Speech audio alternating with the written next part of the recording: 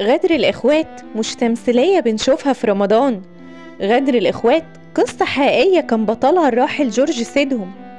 في الدراما المخرج بيخلي البطل ياخد حقه وينتقم، لكن للأسف ده ما حصلش في الواقع.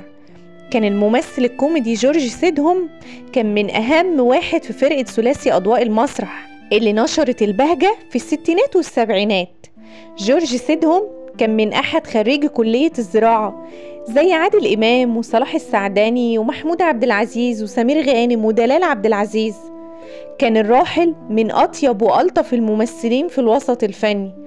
كان جورج سيدهم كان رافض للجواز وبيعتبره نظام فاشل، لحد ما دق قلبه بعد ما كان عمره 50 سنة واتجوز من الدكتورة الصيدلانية ليندا مكرم.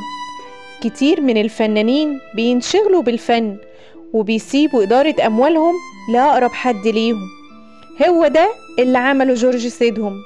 كان بيثق في أخوه جدا وساب له إدارة المسرح، وكمان عمل له توكيل رسمي عام لأخوه أمير سيدهم.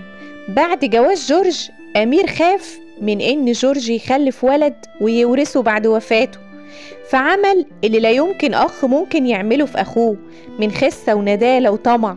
وفي يوم من الأيام سنة 1997 جورج صحي على خبر هجرة أخوه أمير لكندا بعد ما باع المسرح واستولى على فلوسه، وكمان عمل قروض من البنوك عشان جورج هو اللي هيسد الدين المستحق.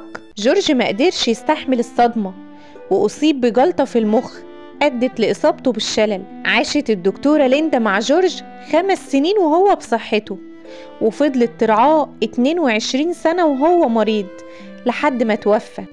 ودي كانت قصة الراحل جورج سيدهم. قصتنا كانت قصة لعملة ذو وجهين، الخير والشر، أمير وجورج.